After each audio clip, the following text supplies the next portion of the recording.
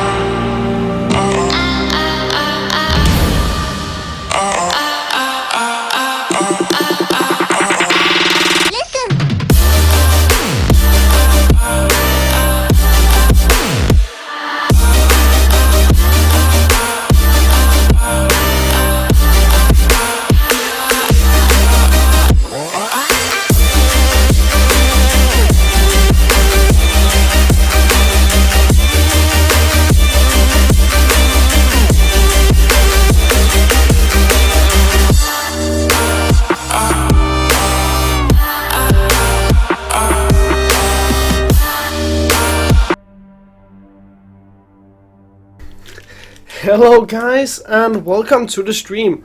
My name is Jesper Benvarmeren and today I'm joined by Tommy Letty. I think I got your name right. You got it. Awesome, but today our first game is going to be between the TeamSpeak crew on the blue side and JD on the red side. And we are already in the pick and ban phase. Already two very powerful picks being banned out. Kalista for the blue team currently might have the highest win record of the AD carries, and Gunblank, who is just should be a very 100% bad on the purple side. And I'm glad to see Kalista being taken away, just because right now the meta is a lot around playing in the early game to mid game, just hammering through there, getting that lead. So taking away this very strong early game AD carry, if you don't want to first pick it, you have to really ban it away just so that your opponent cannot get it. Banning rounds coming up. We are popular 40. 40 being a threat speed to go all the way from to the top lane. And the thing about Corgi is also he is strong in the mid game, like Kalista. He likes to snowball games in his favor, but he's also one of the champions that aren't really affected by the Thunderlord's Decree's nerfs, because it got nerfed so that you have a shorter period of time to get your free procs. So the thing about Corgi is that his Gatling gun can proc the Thunderlord's Decree very, very fast, and that's one of the reasons why he's still such a strong pick, besides being very strong in the early to mid game. Should have made some plays, but sadly we're not gonna see it this game. I'm finishing up the banning rounds. It's going to be a Fiora and Fun Ken. And I'm also very glad to see Fiora being taken away, just because she is such a strong split pusher. She's a strong duelist as well, and the thing is also that she's able to build very, very tanky and still have tons of damage. So either you first, well, I won't say exactly first picking, I don't think it's first pick worthy, but you really have to keep that pick in mind because it's very, very strong. It could provide a lot of utility for the team, especially with the Devourer, just protecting your carries. Such as you can also try that to the enemy team, you get to lock up their carries if he gets enough of the. But the first pick's already being locked in with the Elise for the blue team and the Elise and Alistar for the red team. And that Elise pick, you know, Elise, she's a strong jungler right now. After the Runic Echoes got introduced, she's able to go for this AP kind of build where you can deal so much damage, and Elise is already a very strong early game jungler just because she has so much damage in her kit, which means that she doesn't really need any items to get going. But now with that Runic Echoes, you get such a strong early game power spike, and it just complements your kit where you have so much damage already. I think that is a very heavy tanking jungler. Price is being very good jungler at the moment. Damage with the Ezreal, he's still Malphite, and it was likely going to be for the top lane. You know, you pick that Malphite into the blind, and right now there are some picks open that could deal with the Malphite. Quinn is open, Poppy is taken away, but especially Quinn is open.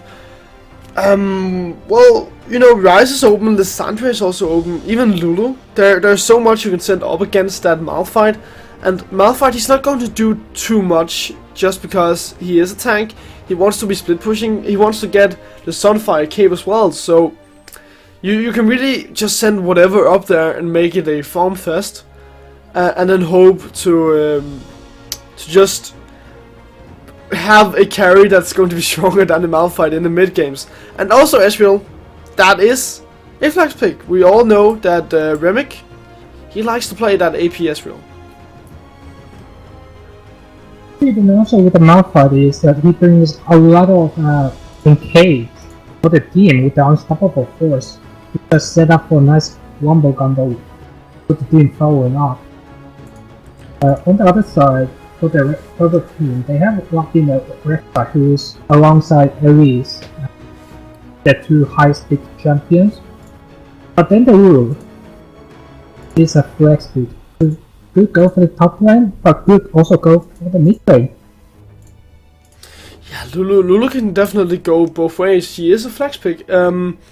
She could have gone to the support, but we know that there is an Alistar there, and I'm not quite expecting to see an AP Alistar today. But, well, she can go to the mid lane, she can go to the top lane as well. And depending on the matchup, now we know it's going to be a Lux in the mid lane for the team's crew, and we know there's going to be a Malphite in the top lane as well. So depending on your mid laner for JD, you can decide where you want to send that Lulu. And the thing is, Lulu, she just needs a few items to get going, really. She needs her mana item, maybe in a lot of ages if you send her to the top lane. And that way she's just going to be stronger and stronger and is going to be able to support the solution that you want to be playing around in the mid game.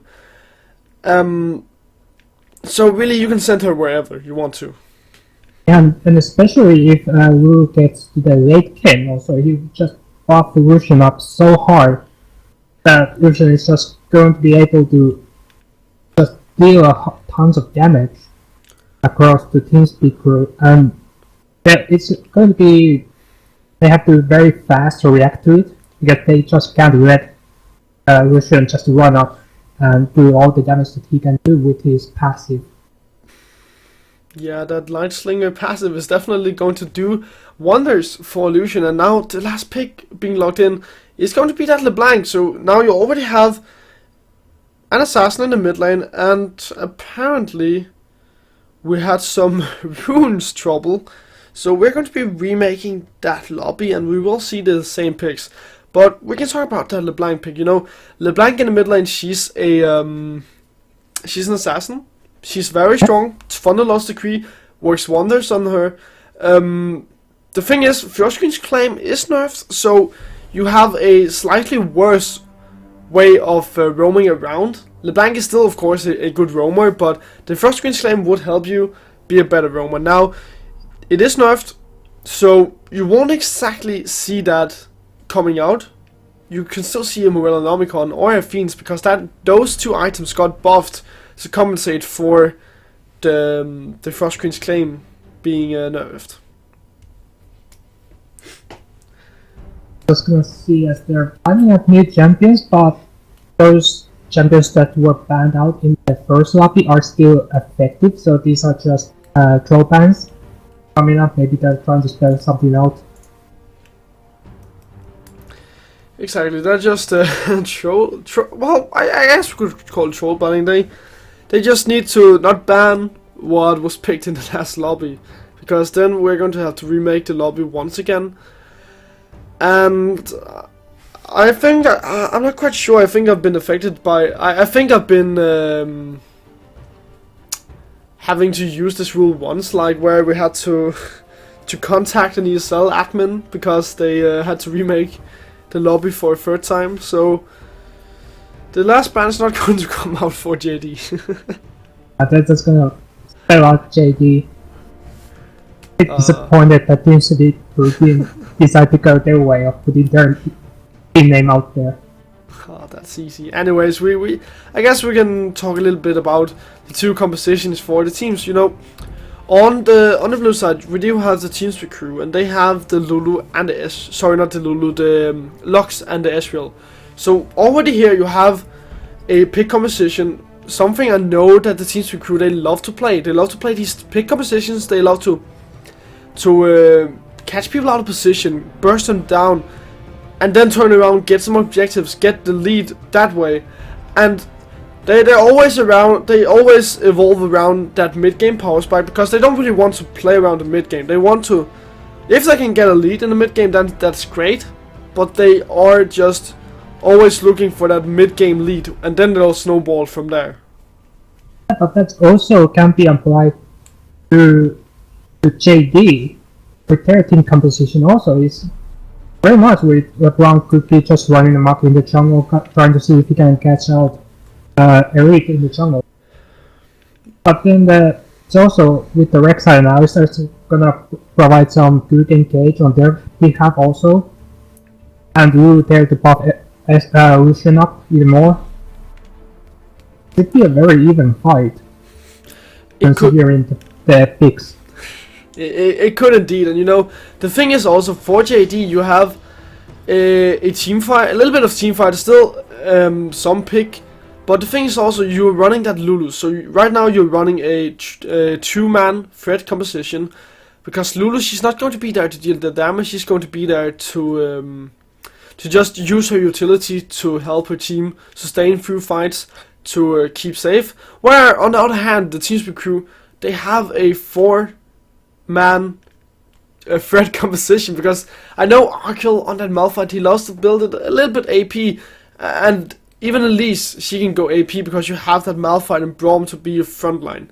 However, guys, we are in a 3-minute delay, and we will take a short break, and when we return, we will have this first game of today, so don't go anywhere.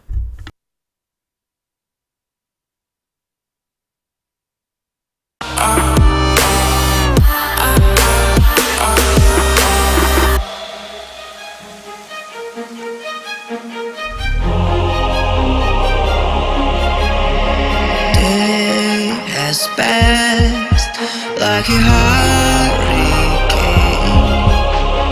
to my heart, took it far away. See the lights on the other side. I'm going to get there and hope we will meet there.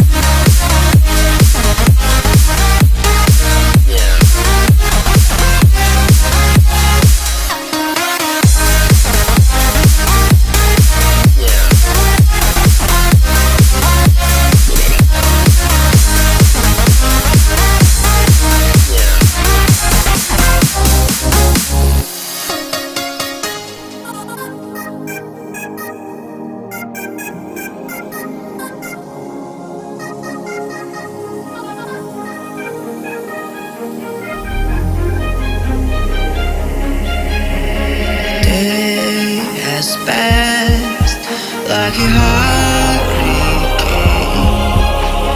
to my heart, took it far away.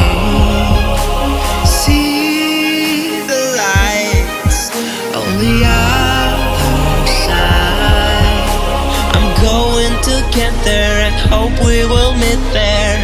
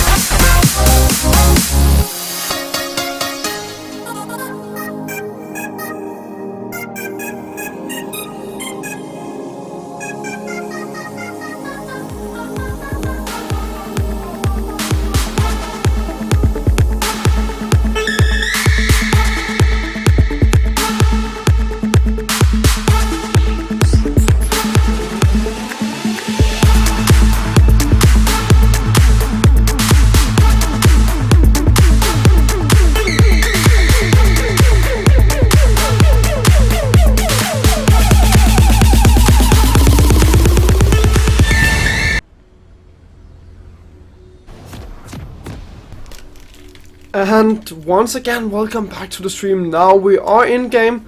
My name is Benvarmeren and I'm joined by Tommy, Grang, Letty, and we're going to be casting this first game of the day between the teams we crew that are on the blue side and JD on the red side. Yeah, we're already into the game. Nothing wonderful. Anything special items being picked up. Early, just the average items as you would imagine. And both teams are actually just going to protect their jungle entrances. Make sure there's not going to be a jungle invade coming up from any direction. Yeah, just a standard start, nothing really out of the ordinary happening. we are going to be seeing a 2-2 in the bottom lane, and I'm expecting both bottom laners to take the Gromp and the Crux respectively, just because it is still very viable to take that. And if you don't take it, then your opponent is most likely going to be taking it, and then you will be set behind. So make sure to grab that and be in a safe spot. Well, actually, I want to touch on we saw on the warning screen. We saw the Keystone Masteries, and on Alistar, instead of running Punch of Stone, which goes very well, especially with the ultimate, he's decided to go with the Windspeaker's Blessing, which increases the healing instead. Well, I mean, you are against a poke composition, so in that way it could work, but yeah, I see the point you're making, because still Alistar is not really there to heal, and he's already being chunked quite a lot, so maybe the Keystone Mastery can come into effect already here. A total of 5 Thunderlord's Degrees crossing over to the both mid laners. So nothing special really coming up from those, as Ezreal and Braum are really putting up the pressure with the Braum passives. Yeah, you know, they can really stack that up quite fast, just because Ezreal with his passive gets extra attack speed. So once you hit that, and once you hit the concussive blows from the Braum, and you hit a few of Ezreal's Q and some auto attacks, then you already have that your target lockdown, and that's really what is taking its toll on the JD side, because they're taking a lot of damage already here. And City, he's being forced to use his pot, but hold on, Elise is coming to the bottom lane. Yeah, we'll see, but the action is on the mid lane, where Bosnia has gotten ignited. He should be going down with the auto attacks and the sigils coming up from LeBlanc, which actually Rek'Sai getting the first blood. And the gank on the bottom lane was unsuccessful, but there was a flash burn on Alistar. There was indeed a flash burn on Alistar, and even though you Visek Elite weren't able to get anything out of that bottom lane attempt to do a gank, he's now hanging around the blue buff of JD, and Q-Boss could be in a lot of trouble. Yeah, Cocoon hits, there's one stack of concussive blows, but Ignite is also burning, and that's gonna be a kill going over to Gilord. And the blue buff steal. And the blue buff steal, of course, but it was a little bit unfortunate that Visek didn't get the kills onto his Elise, just because Elise, as we touched on in the lobby, she can really do a lot of damage once she gets that runic echoes, but still she is an early game jungler. She doesn't need too many items to get going, so it shouldn't affect her too much, but still it would have been very nice to see, and it would definitely have helped the CSP crew on the way to victory. Yeah, just making it faster for Elise to get that runic echoes to do even more damage, and then to just gank lanes even harder. Also to getting more kills, getting your team ahead, pushing up objectives, and then pushing up the Nexus. But it's gonna take, if they're gonna win, it's going to be a little bit delayed on that, with only 50 gold going over to this second. And now, oh, actually Polsky is engaging in the bottom lane. Yeah, just putting out the pressure, but it's actually getting turned with the concussive blows. Lucian dashing in, gets the piercing light. But then now he's also stunned up, but the Mystic Shot does not connect though. So it's they're trading pressure in the bottom lane. And I love to see how D-Lord is utilizing that early red buff he got from the kill onto Q-Boss. He's really putting down that extra 2 damage onto City. And now that Windspeaker's Blessing is helping City quite a lot, but now Q-Boss in the mid lane. Tries to flash out, but he still gets rid up. But no follow-up thanks to Wizard being there, but the Cocoon does land on the Slaughter. There's Venom's Bite, but he should be able to get out thanks to the flash. And he does. Yeah, Slatan being forced to use that flash, a little bit unfortunate. You know, Slatan, he has his distortion, so with him being forced to flash, it takes away a lot of the kill pressure. Hold on, eh? Right binding in the Cocoon, and then there's the auto attack proc from the passive coming up for Rocks, getting the kill. very unfortunate for Zlatan. He had it going for him. He just got away, so he just had to play passive. Now he went back to base. He got a dog seal, so he's looking to snowball a little bit with some kills here in the early game. And the thing is, Remek, he also has a dog seal now. He has 2 stacks, and he's on the way. But now Elise is coming to the top lane. And meanwhile, Light Minus on the Rex side, but there's the unstoppable force onto this Wu, has to put the Wild Crowd onto himself. He's trying to run away, he's on the turret, Risek has to back off, and so does Arkill. No kills going over. Yeah, not quite enough damage quite yet. You know, Elise, she doesn't have any items, neither does Arkill, so they're just happy to get that wild growth out of Gulai, so they can return and be happy with that small trade that they got. Now, they did force Gulai to go back, which leaves Arkill alone in the top lane. But with Gulai coming back to the top lane, you can see Cubas, he's hanging around there. Yeah, he's just waiting for Wu to get back on this lane, but he's already started his recalls. And there he goes, he's coming up from the bush, but can he interrupt it in time? Oh, just a little bit too late. Oh, that was intense. That was very close, you know. But it just ended up not being worth it, because Cubas weren't able to stop the recall, and he just goes back and gets the tracker's knife. So now he will have more wards, and he still has his yellow trinket as well. So there's a lot of wards coming out from Cubas, and JD, they're looking to get the vision here in the early game to prevent all of these picks coming out of the Teamspeak crew. And with the Teamspeak crew having 2 kills already, they are getting a little bit of a lead here in the early game. Yeah, it was actually interesting to see from the rule, because he decided to walk all the way. He had TP up, but chose not to use it. But I feel if he had done that, they would have catch Arco before the recall would have gone. And they might have gotten the kill, at least a flash. Or with the flash actually not able up, so that could have been a kill.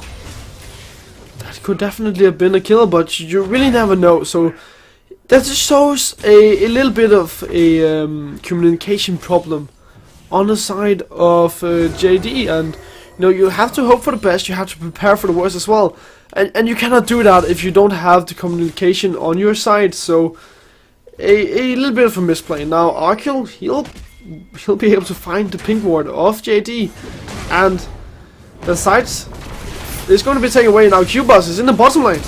Alright, they're a little bit caught up, but has to use the flash. Meanwhile, on the mid lane, Zlatan has found Visek, but he is able to get out thanks to the distortion jump. And just looking at the bottom lane, Rexa was looking to be a little bit caught out, but no follow up on the damage. And now on the top lane, Wu is really going ham on this Arco. Arco has ulti available, he's trying to get over the wall, and he does with the ultimate. Yeah, Arkill just toying a little bit with Gulai, but it doesn't look like they're done in the bottom lane quite yet. Visek, D-Lord and Remek, they're hanging around, but it's a 3v4. Ooh, that cocoon almost landed on the Rex side, but he was pretty safe, so I would imagine there would have been any follow-up anyway. But yeah, we were almost getting a kill. Good reset up how the lane is gonna go, but Arco is showing that was just lucky. I'm gonna hit you a few times, put you back on your place. And here goes Polsky. And once again, putting out the pressure with the combo. And then it gets straight right back with the concussive blows, getting blocked, getting stunned up. But yeah, actually the Wind-Stick blessing is actually working out brilliantly with the extra healing that it does. It's just gonna keep Ezreal alive. Coming in. Coming up, and there's flashes coming up. Hero gets knocked up, but there's a lot of damage. Grace of Fish actually keeping him alive, and he looks to survive, but he goes down in the end to Zlatan. Now they're looking to focus is onto Swisek, but the True Shot Bar is actually on the back line, just hitting on the Rex side, but it's just not enough to get the kill, but very close.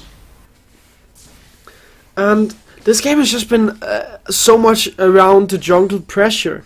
You know, all of these junglers, they have been really dominating the early game. They have been showing that they want to set the pace of the game. Now, Cubas, he has his Cinder's Balmy Cinder, sorry, and Visek, he finally has his Runic Echoes. So both of these junglers, they are empowered, they are stronger, and they can continue to dominate this early game until we reach the mid game in around 10 minutes. Well, both mid-laners just farming up with basically no mana on either one. So there shouldn't be any kill pressure at the moment. But Zlatan is gonna get the blue buff with the one auto attack with 1 HP. That's like fantasy. That's getting that from 1 HP. But yeah, now he's got the mana regeneration, so now he can really put the pressure up. And Wu actually is sitting on the enemy jungle. Did he actually steal the blue buff? No, it wasn't up. Just putting out the wardings. But he's looking to get got out by Arco. Visek's coming up from the bottom side. Could be a kill going over, but a very early wild growth actually comes up. Doesn't get away. Arco is gonna get that kill. And that just shows how strong that Elise with the Runic Echoes is. Because she had so much damage, you didn't even need to use the Unstoppable Force. But even though the Teamspeak Crew, they get a kill, they do lose the first dragon of the game that goes over to the side of JD. But it's not going to matter too much, because dragons, they don't really matter too much anymore. Because the games, they are so short that you are not likely to see any 5 dragon games anymore. Because the game will most likely be over before you can reach the 40-50 minutes mark. Well, yeah, I would say that, but only in a, how would I say, this kind of low pro level fights, like in a rank 5 teams. Actually saw them coming up from the mid lane, but Unstoppable Force right at the right time. It's gonna get out, but the Visek is not gonna be so lucky. It's gonna be another kill going over to Rek'Sai. But yeah, as I was saying, it's like pre-challenger pro teams. Like the games would be shorter, as I'm not gonna get to finish my point. As Lux is now the next one. God out has to flash away, but the distortion damage from LeBlanc is just too much. With the Bissell, it's gonna deal even more damage. With the lower magic resistance and more AP. But if you look at the like LCS, LCK levels, there has been like games where it's gone to 4 dragons and then a half of the dragons spawn timer. So a very competitive professional level, the games are still going pretty well. Can definitely be, but you know, Teamspeak Crew and both Teamspeak Crew and JD, they want to snowball this game. They have that pick composition, so they don't want to go out into the long minutes of a drawn out game. And you could see in the last encounter of the two teams, they met with Zlatan picked down Remick, and Zlatan, he had his Abyssal Scepter right there. So Zlatan, he has a power spike here. You know, that Abyssal Scepter, it's really oriented around mid-game fights, just because you can remove all the magic resistance before your opponent really gets a lot of it. And even though Remick, he had a Phoenix, he still took a lot of damage. Now Teleport coming in from behind. Yeah, there's a Glacial Fissure hitting only on the Alistar. Illusion flashing away, but easily Polsky behind. That's the ultimate running, but should get away from this, just trying to kite some damage. But the kill in the end goes over to Mofosky. And a kill going over to Mofosky, that's good for the Teamspeak Crew, because Mofosky, he's heading for that blue build Ezreal, so he's going to have a lot of damage. The sooner he can get his 2 Ice and Power Spike off the Iceborne Gondel and the Moor Mana, he's going to be stronger and stronger. Now Visek, he's in the top lane, and Gulai might be in a lot of trouble. Yeah, but can he do the solo against the Rod of Ages Wu? There's a wild growth onto him. But it doesn't look like it's gonna be even a flash burn. He's trying to get away.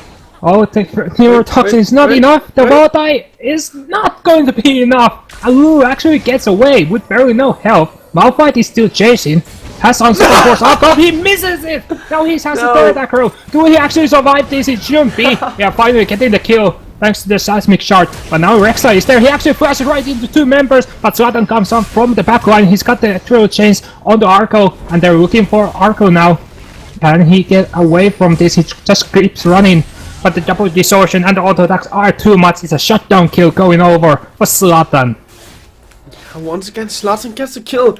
And this is a worrying trend for the TeamSpeak crew. Just because Zlatan, on that LeBlanc is a champion that can really snowball games in her favor. Now she has 3 kills. She has a Dark Shield that's slowly stacking. And a Sorcerer's Shoes. So she's packing a lot of damage. She is so strong right now, and you have to really find a way to shut her down. And with that being said, you have that Lux that's nice. Blue buff. That really brings up good old memories with the Lux made before she is back in meta now. But like season 4, season 3 Lux with the snipes from the mid lane. Filling up the buff, that's some good old memories. It's like that time when Six was one of the best champions you could get. He would also just steal everything with his Mega Inferno Bomb, and he would just dominate all the objectives. It's basically the same. There's actually applying the same strategy, because that was not blind. There's actually a ward on the blue buff. But Arco looking to put some damage on the Wu, but Wu is well under his turret, so doesn't want to get the aggro from that. Gonna be safe. Gonna be safe. And now it looks like Mephoski and D-Lord, they'll pick up this tower in the bottom lane, but the company is heading there, and this could turn out to be a 4v4 fight. Yeah, with extending on the ward, and there comes Zlatan. He swords right back to him, and the Zero Chains, they do not break from the Rebel. And that's gonna be another kill going over Zlatan. Yeah, once again, you aimlessly run into the arms of Zlatan, and Zlatan is just getting stronger and stronger, and you're not going to be able to deal with him if you keep giving him gold, giving him resources, making sure that he can be stronger and stronger. But now, I'd like you all to move your eyes towards the top lane, because this is an item we don't see very often. The CC Rod's portal. I mean, I love this item. It gives you a little bit of everything. It makes you such a stronger split pusher. And in a game where Malphite, he likes to split push. So normally you would get a Sunfire Cape first. He's going for that as a second item. But the thing about Sunfire Cape, it doesn't give magic resistance, and you are against an ability power champion, so you need some magic resistance, and that's where the CC Rod's portal comes into place. It gives magic resistance and it gives armor, and I love this item because it just gives Malphite such a better opportunity to be a split pusher. And now both junglers, they are hanging around the top lane. Visek, if you could find a cocoon onto Gulai, this could turn out horrible for Gulai. Yeah, Rexa is slowly making his way to the lane. So if Goodluck is just gonna keep safe, the cocoon does land, however, and a lot of damage with the Venomous Bite and the Unstoppable Horse. He's gonna go down. Wild Growth has got nothing to do with that. And he is once again a kill going out to Visek. Yeah, once again Oh, was it out to Visek? I didn't quite see. Yeah, I got a quick look that it was Visek's icon that came up from it. That's awesome. That once again makes Visek stronger in a 4-man threat composition. Zlatan is dealing quite a lot of damage. Holy moly! Yeah, you don't want to underestimate the power of LeBlanc. Because if you do, he's just gonna jump on you and make you sorry that you ever even thought about it. That can very well be the truth. Zlatan, well, we talked about this. He's getting a lot of resources, and he's playing as a champion that can snowball the games so hard just because it's LeBlanc, an AP assassin. Everybody knows the terror of LeBlanc. Once she had her silence, she doesn't have that anymore, but she still has the tons of damage, and she can put that out. And I said this, you need to find a way of shutting down Zlatan, because he's going to be dominating this game and helping his teammates get through. Because right now, City, he's just slowly getting there. The only one that's really in a lot of trouble is Gulai, and she's taking away all of the focus from Gulai, because she on that LeBlanc is really the most important thing for the team's recruit to shut down right now. Actually, an interesting item choice coming out from Remy, because he's actually gone all the way with the Dark Seal. He's gone a Mid-Size Soul Stealer as Arco, so they got out by Rek'Sai and Lulu. They try to deal the damage, have hit points already gone, and he's just gonna get away from that.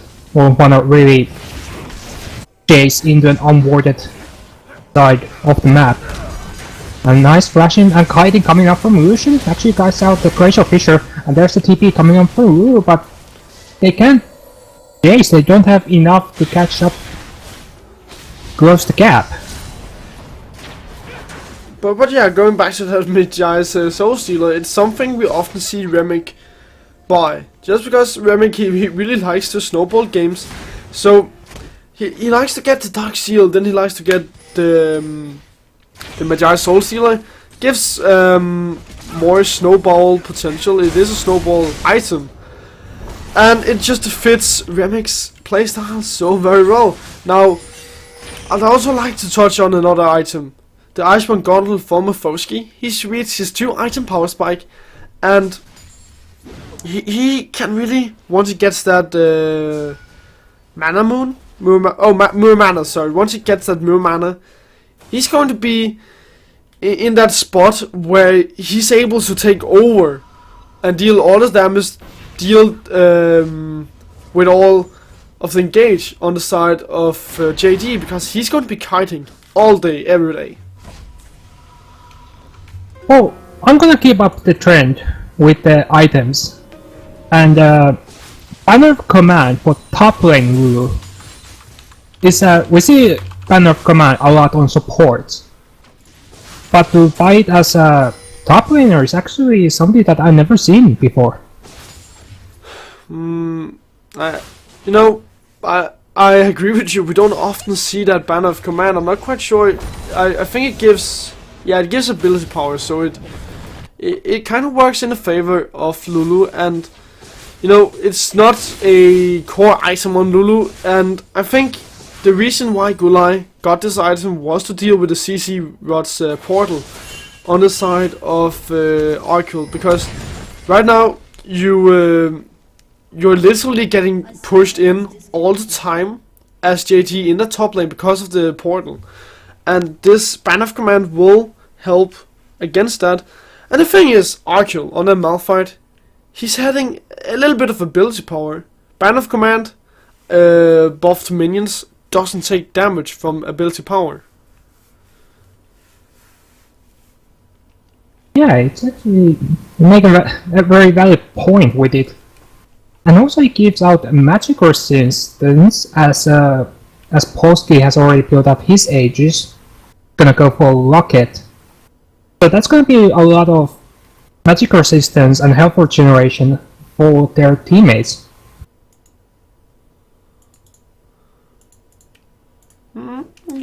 Yeah. I see. Of course, there is that aura. So yeah, it definitely helps. And now that we are in a pause, we can take a little bit of a look at other items coming out. And the first thing I'd like to touch on is that Void Staff for Remick. we've been talking about how he liked to snowball games and he just wants to burst people because essentially the TeamSpeak crew, they have a pick composition. Now that voice stuff, it'll help with the bursting of people. Yeah, indeed, it's just very early magic penetration also. It's just gonna make his attacks hurt even more. But with Zlatan already having the Abyssal, he's gonna neglect at least some bit of that magic penetration with the extra magic resistance that he's bought for himself. Yeah. And also Q-Boss having that Spirit Visage already. You know, there is a lot of ability power on the side of the TeamSpeak crew because you have ability power in the top lane, mid lane, jungle, and AD carry. So I like this item. It more or less neutralizes everything on the side of the TeamSpeak crew. But as I'm saying that, we have another pause. Obviously, it's actually gonna be a GC on the side of JD. So they're just quickly gonna get their player right back into the game. And we have even more time to discuss anything we want, basically. That is definitely right. So I'll start with picking out an item. So for Gulai in the top lane, I love Lulu. She's one of my favorite champions just because she is she's always viable. She's always going to fit in any team compositions. And when you send her to the top lane, I love when you build that Rod of Ages just because it gives you health, it gives you mana, it gives you ability power. So everything you essentially need to support your team, and it's going to make you a stronger support because all you essentially want to do is to use your abilities on your Lucian, and with that extra ability, your abilities are going to be stronger. Lucian is going to be buffed even harder, and this just works wonders. That Rod of Ages, I love that item, especially on Lulu. Yeah, I think that's actually a difference from a top lane rule and a mid lane rule, because a mid lane rule would go a lot more like what Zlatan is building, a more Namekhan and Abyssal, could go for a Deathfire next, but with going a little bit more tankier, he's gonna help out the team with his items more. Like, he's not building out flat out damage, which actually would buff Lucian even more. But and again, a death cap can still come out, and that's just going to buff your ability power even more. And now we have again, Zlatan is going to be disconnecting. But yeah, I see the point you're making, and that's the difference between a mid lane Lulu and a top lane Lulu, where mid lane Lulu is also there to deal more damage, but you don't really need this in your composition. You just need an extra support, more or less. With Lucian, you already got an Assassin's Reaver and a Rapid Fire Cannon, so he's well on his way of becoming, well, a hyper carry wouldn't be a correct term because Lucian is not a hyper carry, but he's gotten into a hyper carry like state. It's like a Super Saiyan 0.5. Okay. Well, okay, I'm going to be arguing a little bit against that, just because a lot of people, they see Lucian as a hyper carry, and the thing is, I see it the same way that you do. Lucian, he's not a hyper carry in nature, but the way you're building him right now with 40 CDR, with Infinity Edge, Essence Reaver, you get so much damage, you get so much mobility, and Lucian, he should never be in a bad spot.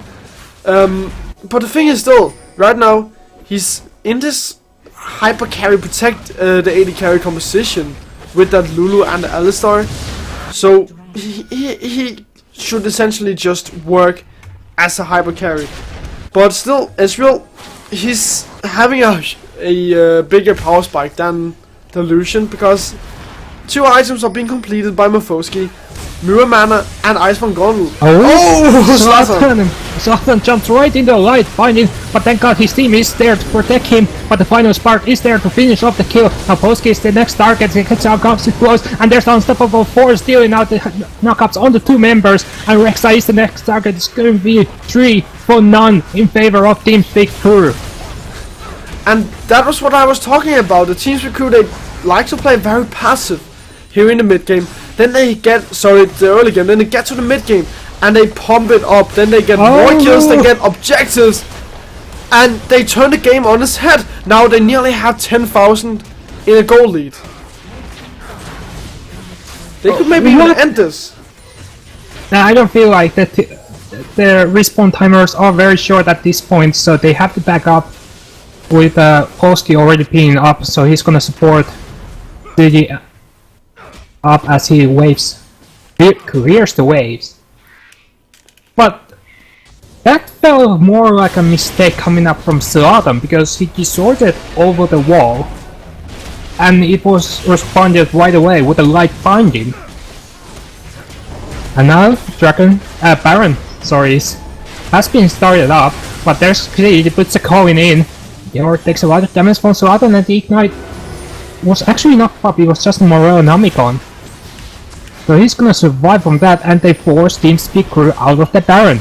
Ooh, actually, what's the Whimsy himself is gonna run up, do a fake engage, and not actually engage at all. But they got what they wanted, they got the Team Big Crew out of Baron. And they're still actually looking possibly for pigs. Remick is a little bit got out, and there's a combo, and it's just piled up by all the CC that JD have, and that is a kill once again for JD. Exactly, once again a kill for JD, but they lost their inhibitor in the middle lane. Minions are pushing, they are getting toyed around a little bit, and you said that it felt like it was a mistake being capitalized on by the Team Big Crew, and yes, that is really what just happened. They are just, even though they didn't do anything proactive, they still punish that mistake, and that's why they pump it up. They just get the he stole it! Yeah, he stole it from his own team members. That was I think that was blind as well, I'm not sure, gonna have to check it. But yeah, he stole it from his own team members, and Remick wasn't there to get it, so I love that you're giving it over to Mafosky, just because this just means more CDR, more mana to this blue build Ezreal, and he's going to be able to keep on spamming, keep on dealing damage, and it just empowers him, it makes him stronger. But now, we just saw that Banner of Command being used in the mid lane, and that bannered up minion immediately got killed, so a fault to send it to the mid lane, I feel like, because you just lost it immediately. You should send it to top lane to deal with the CC Rods portal, and now the Team Big Crew, they'll pick up even more objectives. Okay, I'm gonna spoil that a little bit. It wasn't actually a steal, it was just Visek and Gerard being there, they started it up, and then they stopped attacking it. So the True Shot Barrels got the blue buff from across the map. So it was a donation. But it still looked cool. It definitely did. And now, for the Team Big Crew, they just want to keep on sieging up. They just want to be poking a lot. Because you can see, for Mafosky, he itemized with a Bloodthirster. So he has a lot of attack damage. Oh, accident engage coming in from Polsky. Oh! Yeah, there's actually a lot of havoc going on, and we finally get into the life, and Polsky is gonna go down, it's gonna double kill for Ezreal, they're looking for Rek'Sai, and he's gonna go down, it's gonna be a triple kill, and that is a game for Team Big Crew. That is definitely a game, and they just hit that mid-game power spike I was talking about, then they pumped it up, and they picked up the victory in this first game of today. Now, guys, we will take a short break, and when we return, we will have the next game which is going to be in the quarterfinals of this week's Go4LoL. So don't go anywhere, don't touch your browser, and Greg and I will be right back.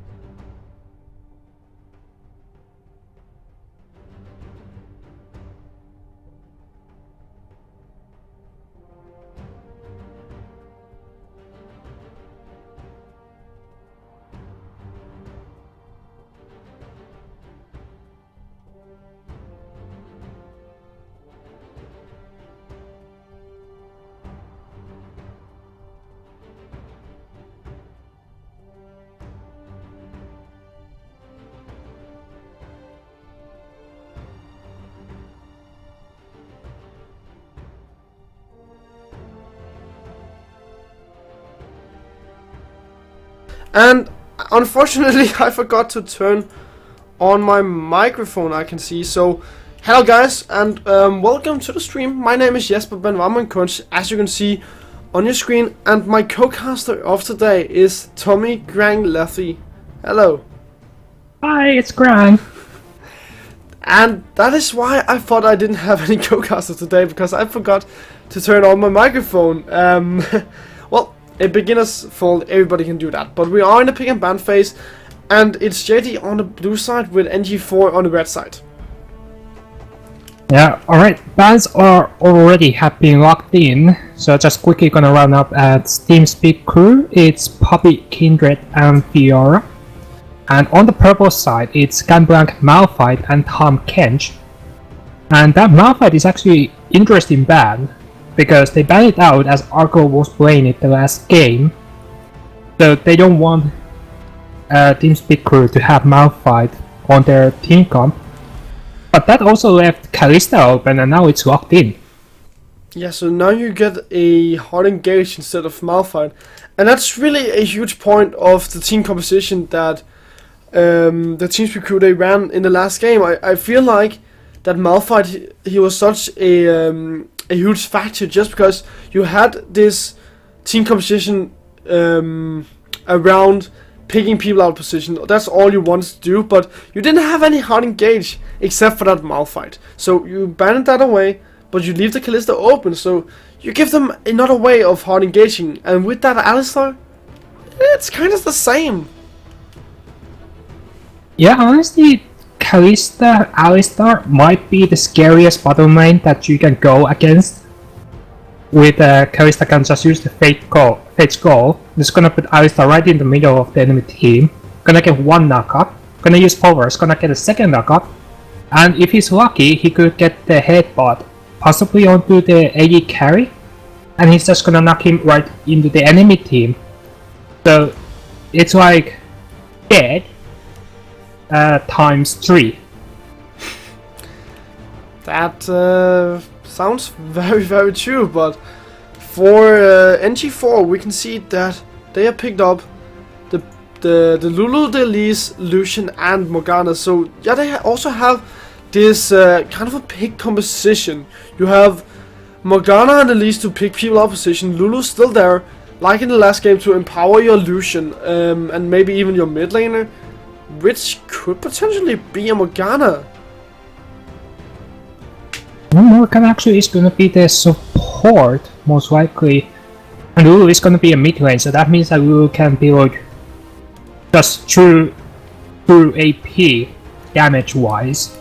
And that is going to be the one that's gonna buff Lucian up even more than the top lane Lulu build would. And there's gonna be a quick remake. Once again, like in the last game, we have a DC. So we can talk a little bit about the two compositions that both teams they built. So once again, on the blue side, we got this pick composition for the TeamSpeak crew.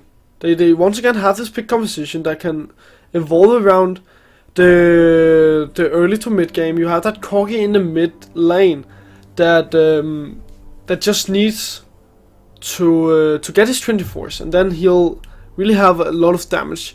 Then, but then on the other side you have NG4, and they have a composition that doesn't really have a lot of damage. Most of your damage is on the side of Lucian, because Lulu, while having a little bit of damage, is not going to be there as a hyper ability power carry, and that could potentially be their doom, just because they will not have a lot of damage. Yeah, it's actually banking a lot of them making it into the late game, where Lucian would have 4 items, and then it's gonna add up with the Lulu buffs that Lulu's gonna give him. But yeah, it's risky if they can make it that far. It is indeed very risky. And we are remaking the lobby, so it'll take a little bit of extra time before we get into the game. But we can see. Okay, so sorry, I got distracted by the troll bands once again. JD being spelled out again on TeamSpeak Crew's opponents. Yeah, I wonder if it's a Polish thing, because both teams are Polish, as was in the last game. It is indeed Polish. Polish people that like to spam JD, and do you know what it stands for? I actually do not. It stands for, let me think. It's Jack Daniels. Oh, It stands for Jack Alright. Daniels, and all of the Polish people I've met really loves to spam JD. is it? Do they like the actor or the drink? I have no idea. No idea. I've never been in Poland, but I think they might like the Jack Daniels drink. Yes, yes, because I'm getting my names messed up myself. Yeah, it's Jack Daniels is the drink, Jack Nicholson is the actor. Okay, Alright, okay. not having the greatest times of thinking out inside. Fair enough. But anyways, I talked a little bit about how the TeamSpeak Crew, they had a lot of engage with that Malphite pick in the last game. They don't have Malphite this time, so they have the Mundo. And for Archeol, this means that once again he'll get a tanky top laner. He won't have one with a lot of engage, but he's still going to be there as this frontline meaty frontliner that just have a lot of health and is never going to be taken down. And that's the Mundo pick. Well, I think it is a sort of engage. If you TP behind and then you just walk up to your carries, that's a sort of engage, right? It definitely is. It's not a good one. No, that's this thing. You have the engage coming from Kallista's ultimate. So all Mundo really can do is just use those cleavers to keep on slowing people down, because it'll take away the movement speed from your opponent. And there's actually a little bit of a siege haste on the side of TeamSpeak Crew with the Nidolee and the Corki. Because if they can get the siege going, and I'll assume that's going to be a flat out AP jungle Nidolee, the spears are really gonna hurt if they land at max distance. And Corki can also deal out some nice bit of damage with the missile barrage. Yeah, they definitely have a lot of poke. But now we are in a 3-minute delay, and we'll take a short break, and when we return we will be in game with this quarterfinal of this weekly's Go4LoL. So don't go anywhere and hang in there, guys, we'll get there.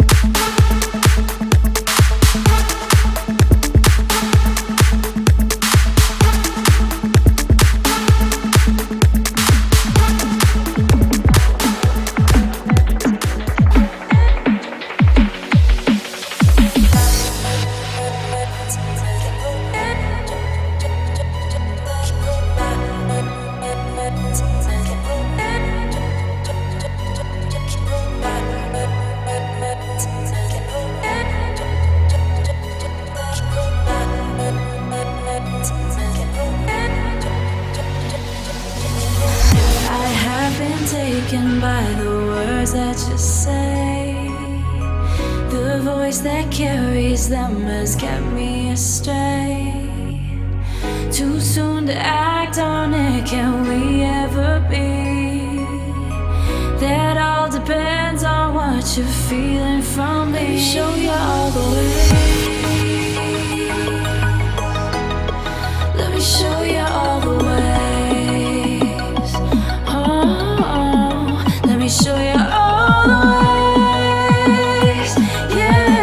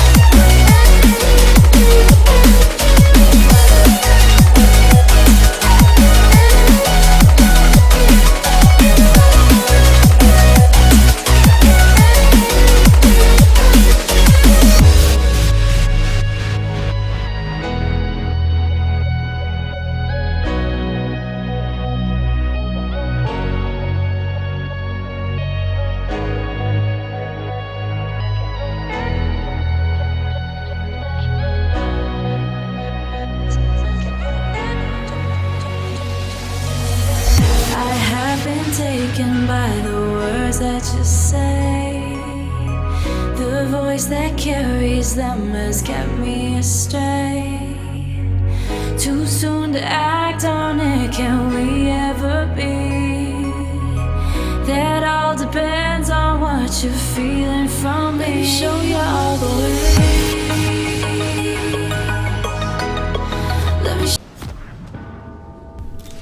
Welcome in game, guys. Now the game of the quarterfinals can finally begin. Yes, and the players have been released from their prison in the platform, and they're making their way. They're enjoying their freedom, and it looks like they're gonna go and position themselves in a way that they would protect the jungle entrances like last game. Just play it safe. There's really no reason to do anything else and to take some unnecessary risks. So play safe. Make sure that nothing is going to happen. But actually, while that is being said, Visek is invading, and they know he's there. There's the collapse. But can he get enough CC down onto Visek to get him locked in? There's the pillar of ice, but the volatile spider is actually being picked up first by Snoot, so no cocoon for more locking down, so Visek is gonna get away from that one. But they did get the early ward. And the thing is also that with that invade teams recruit, they get a lot of information. They now know that there's going to be a 2-2 in the bottom lane because they saw both Trundle, Elise, they even saw Morgana and Lulu. So there's so much information just being given over to the side of the TeamSpeak crew, and they are happy with that small win. Yeah, and now we have started up the medium farming phase of the game. We actually have a little bit of time. I'm just gonna quickly touch on, I quickly looked it up, and Jack Daniels was actually an actor in the 40s, so I'm not wrong when I said the drink or the actor. Fair enough, fair enough. Anyways, now we could see that the blue team's bottom lane, they started up with getting the Crocs. So this means that they'll have their level 2 power spike faster. They will be able to get this extra ability very soon.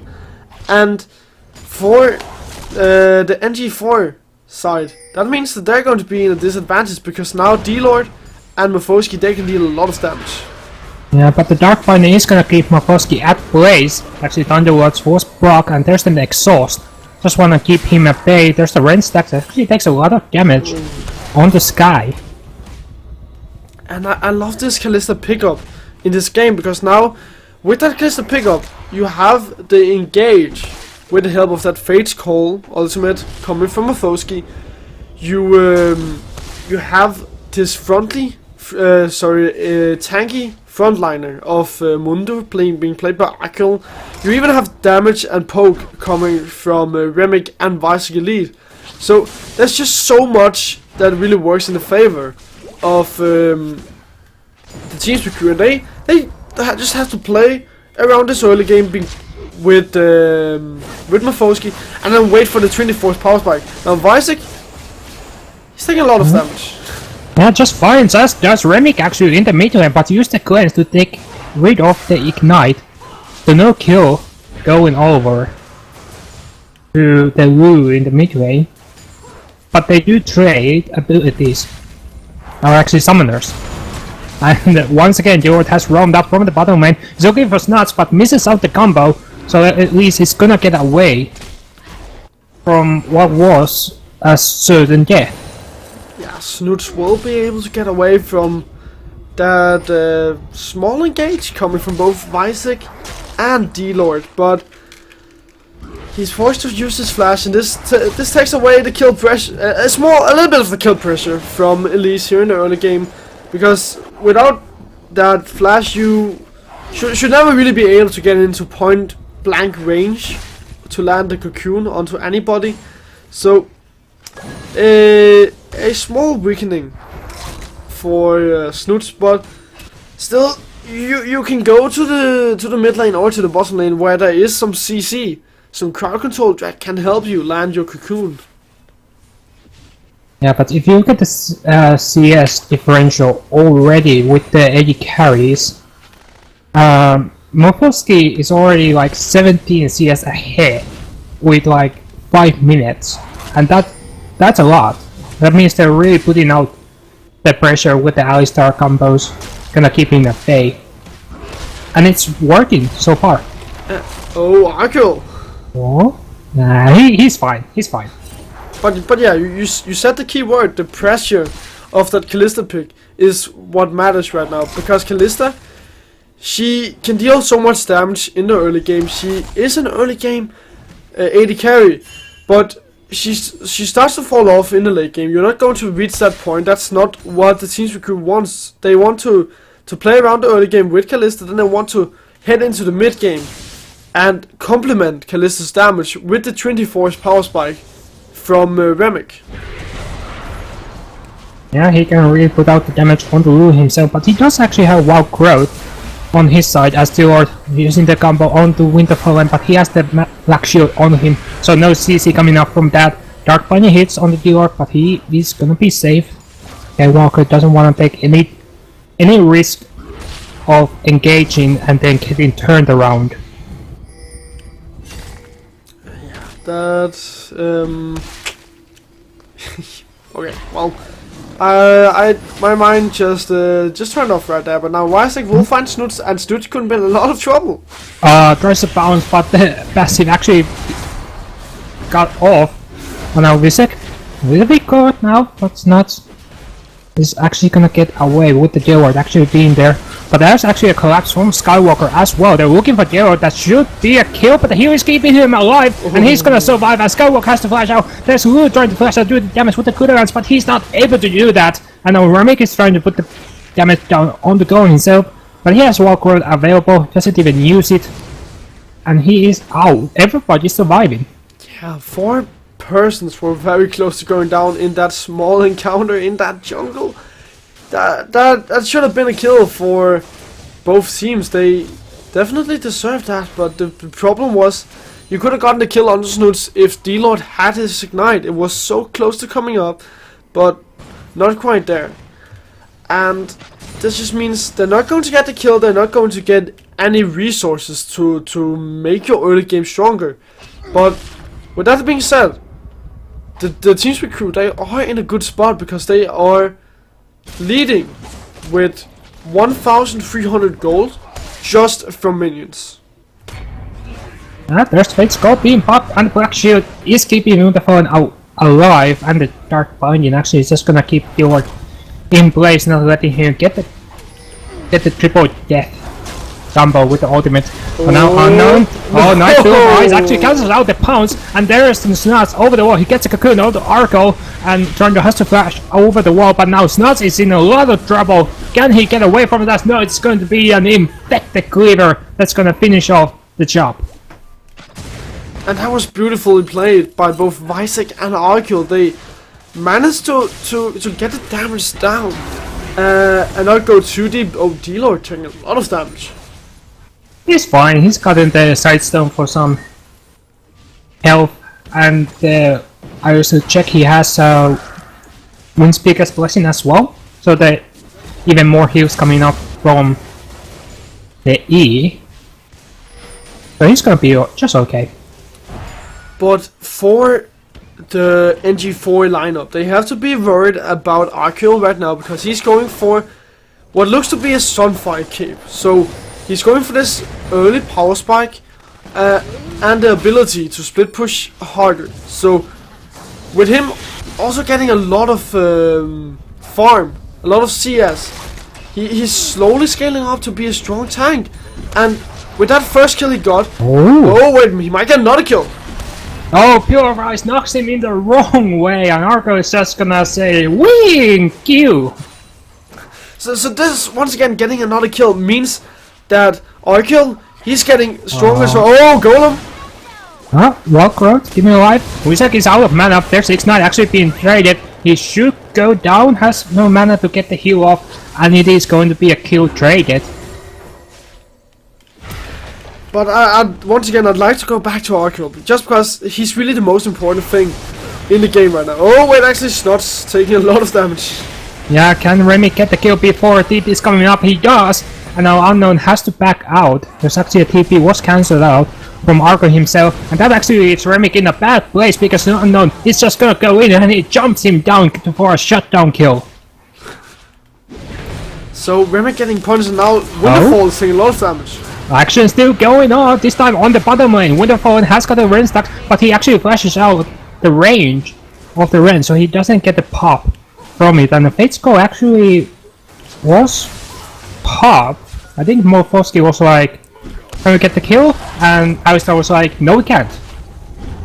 But now Unknown has been found by Arco. Arco uses the ultimate, let's keep him alive, flashes over the Pillar of Ice, and he should get the kill from this one, and it is. And once again Arkle gets another kill. He's really starting to scale up. Oh, Wonderful. Yes, actually a little bit baiting going off as Lucian gets knocked out by the CZ, and that's finally a kill on the bottom lane. And the first one that's gonna go over to Morphosky. And in the bottom lane they get another kill. So Morphosky, I talked about how they want to play around him here in the early game. Now he got it's nuts. Flash Cocoon, Dark Binding is gonna get the kill on the Delord, and Morphosky in the middle is just gonna get another one from Morgana. Now Snots is trying to deal out with two members of the TeamSpeak crew, but there's gonna be a disengage, they're not gonna go up. But in the mid lane though, there is gonna be an engage, and damage is on the Remick who has to flash out. And Lulu is not chasing the kill. Smart choice actually, you don't wanna chase into an unwarded part of the map. So for the TeamSpeak crew, now they have such a good base of champions to go out for. They have so many ways of playing around. Because right now you have your tanky frontliner in the top lane. He already has this early game power spike after Sunfire, so he's able to keep being a part of skirmishes. He's able to keep being a part of team fights, and he can split push at the same time. Then in the mid lane you have Remick. He's close to hitting his 24 power spike. Bottom lane you have your AD carry, but hold on, we're seeing a team fight in the top lane. Yeah, they will roam from the bottom lane, but there's support of Lux also coming up from the bottom lane, and they'll turn it around. Can he get the Cocoon? He does on the Delord, but the ultimate is there to keep him alive with damage reduction, and now they're looking possibly for Morgana who's in the front line. Can he get the kill? He's actually surviving, but Visek finally gets the kill thanks to the burn, and Archer is gonna get the second one. Snuts is looking for Delord, but Snuts is low himself. They might actually get the kill onto Snuts. Here comes Corky, has to run from the mid lane, and he gets the kill, but Snuts still gets the kill himself. So 2 for 3 in favor of TeamSpeak crew. And that's the power of the TeamSpeak crew right now. Just because I said this, they have the frontliner, you're so close to having a 24 power spike in the mid lane as well.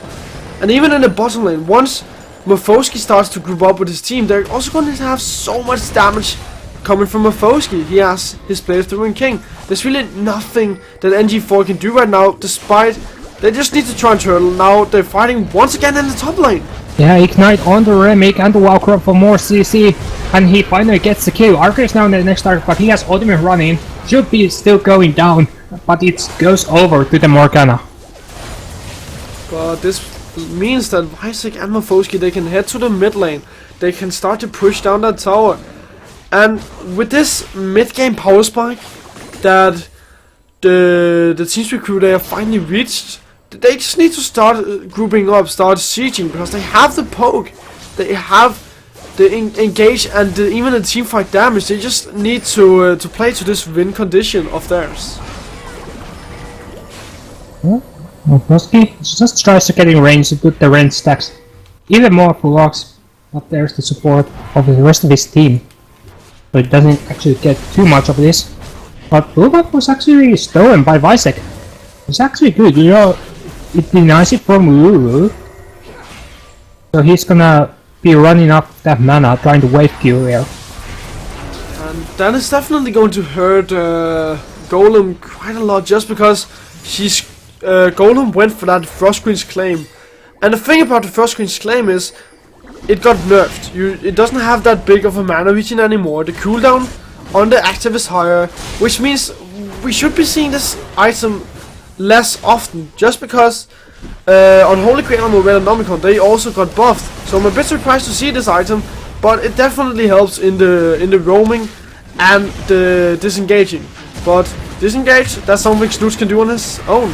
Oh, jumping a little bit too early, but she's in her Morgana, and now there's going to be an engage coming up from NG4, but they just not fully committed to it, and they back off from it. Morgana is slow, could go down for one javelin. It doesn't go in the end. Let's go. Alpine Puppy go for the Lulu, and the javelin toss is gonna get the kill. A shutdown kill. Now I know Legend is gonna be the next target. It's gonna fall. Corky is gonna pick up his 4th kill of the game. And a turret going over. It's gonna be a mid lane in a turret. Like in the last game, they pump it up. In the mid game, they start to raise the level of the engages, how much they want to really do. And this looks like it's going to be the inhibitor mid tower, and they're once again fighting. Yeah, Morgana has already fallen on this fight. Flash is coming up from Lucian to just get out of that one. Even the heal was burned. And Team's big crew are gonna get a 16-minute inhibitor. Yes, very well played by the Team's big crew. They like to play around the mid-game power spike. We already said that, and they did it once again. You have the Kalista that are, and I've said this multiple times, you have the Kalista, they have Corki, and they synergize so well together. They aimlessly can just keep on fighting. They have a 10,000 goal lead, and we are nearly 70 minutes into the game. That's actually also something that I don't think we saw our Rift Herald being picked up in the last game. I might be mistaken, but I don't think it happened, especially with the inhibitor gets taken before a Rift Herald does. That's how dominant Team C crew are at the moment. Yeah, and with that Rift Herald being picked up, I'm not quite sure who got it. Remy. Who? Why? Remy. Okay. Remy picked it up. Okay, so giving that over. Oh, there comes the package delivered onto the fight, and Morgana has fallen, but Gorky still goes down. His shutdown kill puts Unknown Legend, but he now has to flash over the wall as does Nuts. But there's a lot of rain stacks on the Nuts. He's gonna go down. Mopaskin's gonna pick up that kill, and Rondo also has fallen on this fight. And Lucian can't really get into the range to put those auto attacks in, just to call in. And that's a top lane in the turret now falling. Gonna be 6th turret already, and they're looking for more. And there's nothing NG4 can do because they're behind over 10,000 gold. The gold differential between the two teams means that there are more items on the side of the Team's crew, and the Team's crew they're just hammering all their damage down the throat of NG4. NG4, they cannot do anything at all. Well, these cleavers are really doing work. Golem, one more cleaver would have done this job to get the kill. Winterfallen trying to cancel out the recall, and he does. But that doesn't really accomplish anything more, except for delayed recall. But now the Team's crew, they went back to base. They are using all the gold that they just picked up, and they are dominating this game. There's nothing that NG4 can do because 2 inhibitors are down. We are not even 20 minutes into the game. They are down 12,000 gold, and they don't have the wave clear necessary to keep the Team's crew off of their towers. So this game, they really had to drag it out, and unfortunately, I don't think that's going to happen because the Team's crew, they just oriented around mid-game fights, and we're not even close to 30-40 minutes into the game. And there is once again keeping up the tradition at pause. There was a DC on side of NG4. So now we have, once again, it's slowed down. So we have time to pick up some things that we possibly may have missed with the items. But there really isn't much. I think the only thing that we can get something out is the double frost wings on the side of NG4 on the support and the mid lane rule. Now, is it worth getting as your mid laner to get the early frost wings if your support is gonna build it anyway? The thing is, it's not worth to get it at all. Especially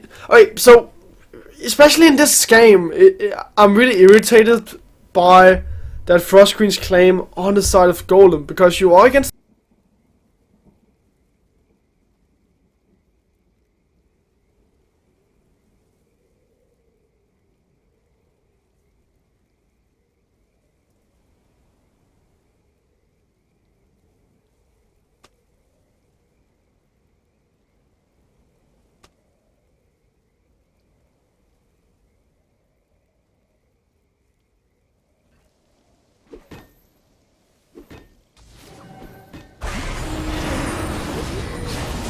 I think the only reason to get it is for the slow effect now with the nerfs.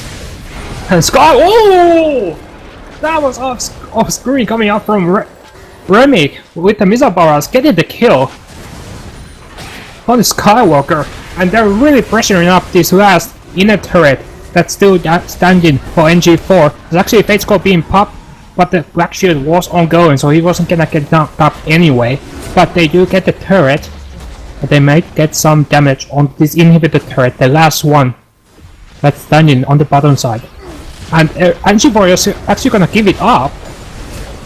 They really can't fight without Skywalker.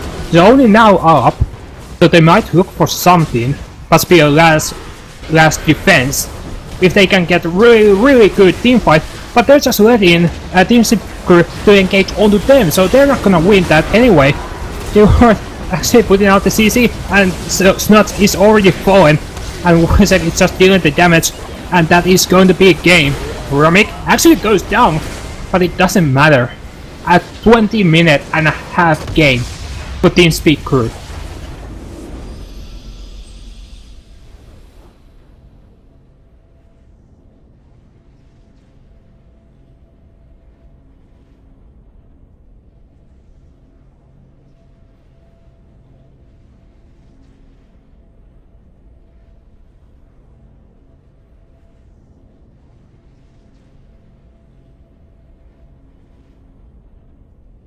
It was actually, damage-wise, Mundo did almost more damage than anyone on NG4's side. And that's by 106 damage.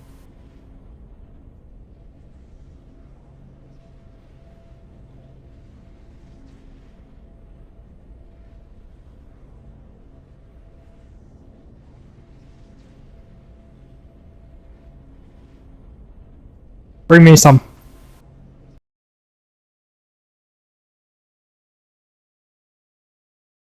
Show you all the ways. Oh, let me show you all the ways. Yeah, let me show you all the ways. Oh.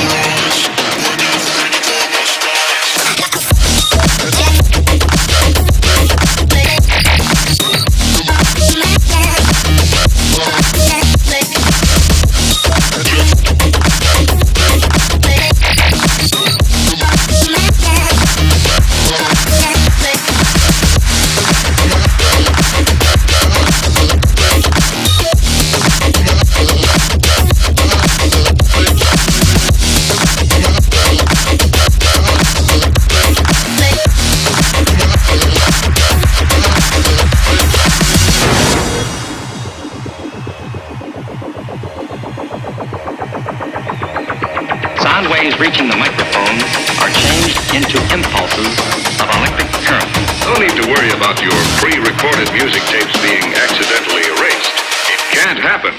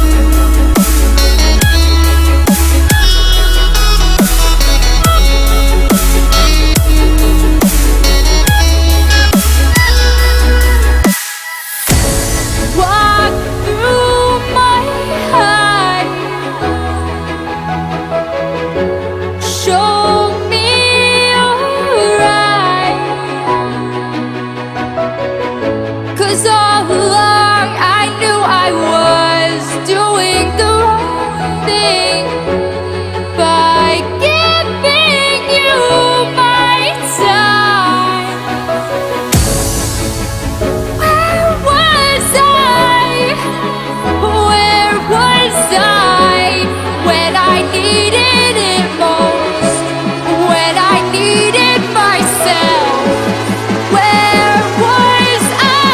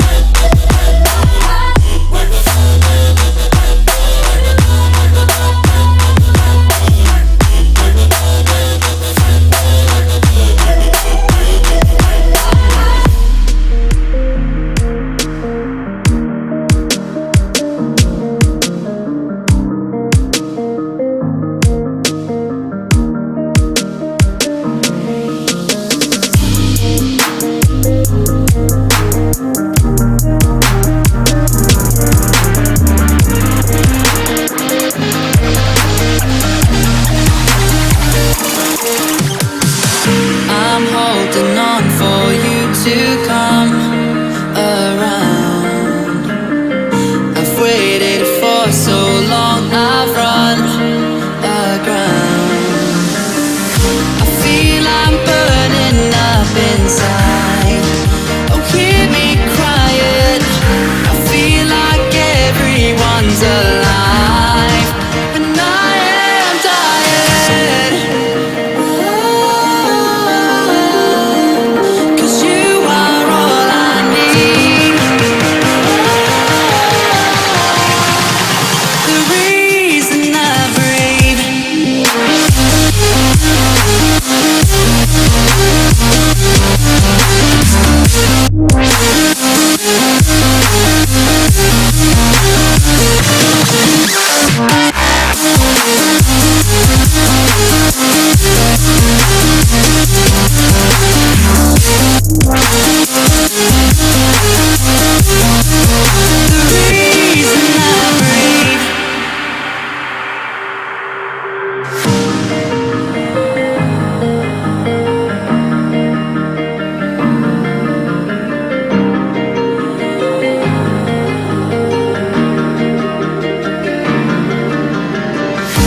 Holding out for dear life. Oh, without the pain and all the strife. Oh, I know that you can make me sane. Stop me crying. I know that you will keep me safe, safe from dying.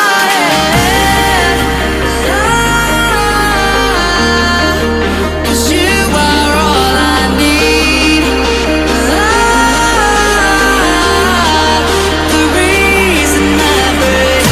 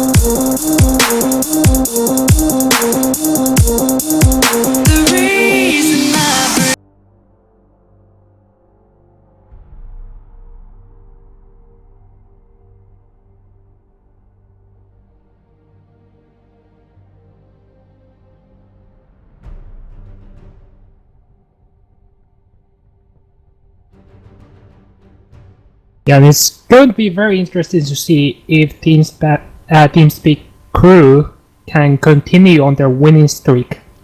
So far the tournament, both teams actually have a nice winning streak coming up from round 64. And this is the semifinals.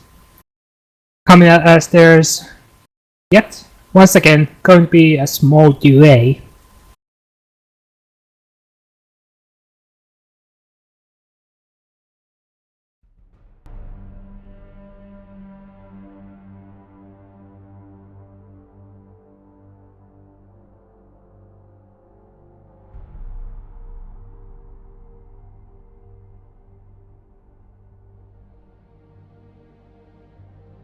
Already the banning phase, just pretty usual Poppy, Gambler being banned out. Don't really wanna either team to get their hands on those champions. And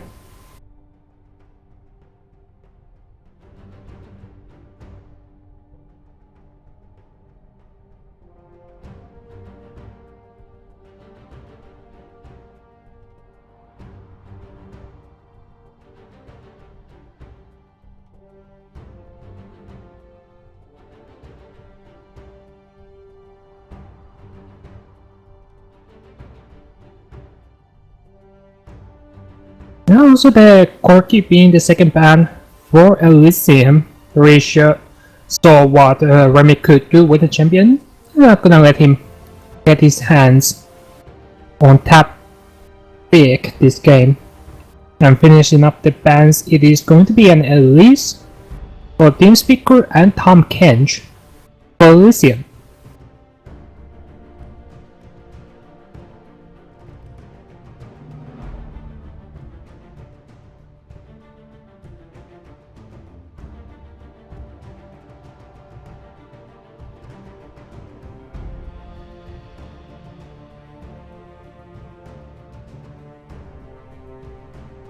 It's actually interesting that they decided to go with the Alistar because, yeah, Kalista is open, Lulu is open, Graves is even open, but we haven't seen Graves at all today.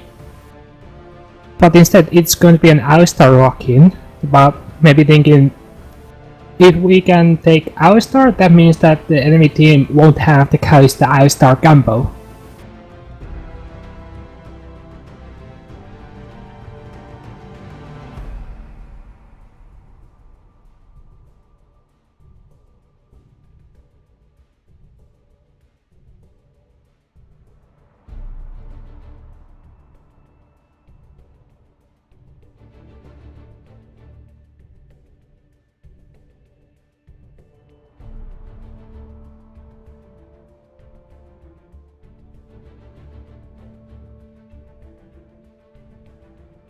Yeah, picking up a Malphite and a Lucian. Wait, after Kalista, Lucian is the favorite AD carry for teams to pick up.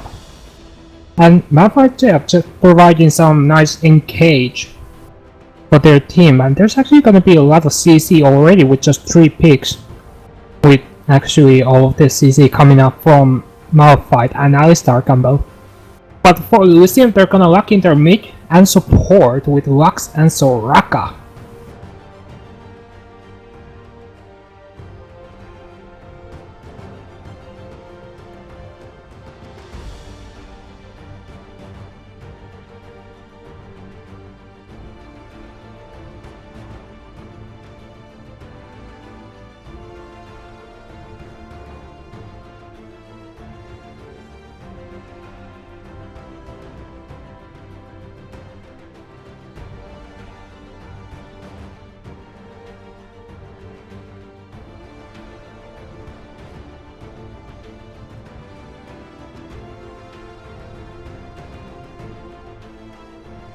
And TeamSpeak crew are gonna finish up their champion roster with a queen that's gonna go to the jungle.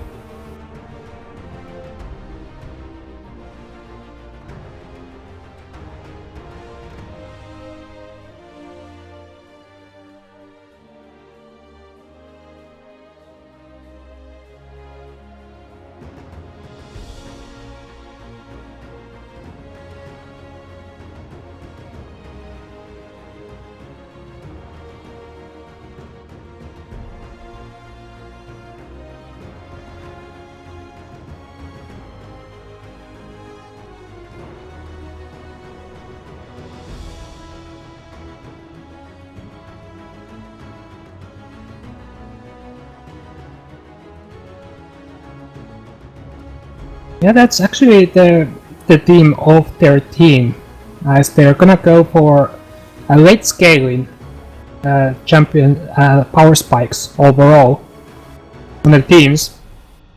But yeah, Elysium are gonna finish up their picks with a top lane Jocat. That's a first that we had today.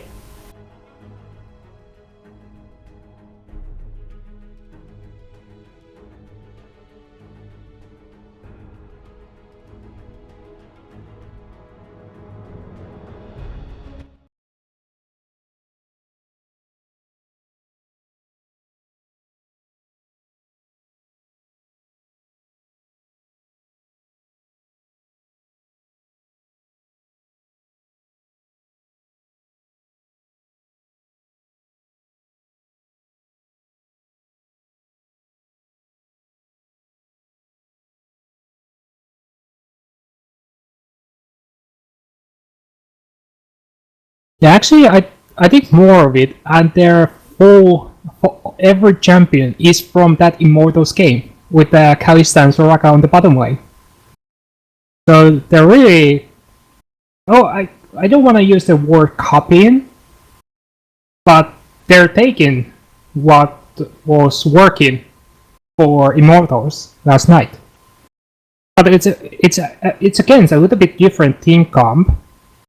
But it'll be interesting to see how differently it will work.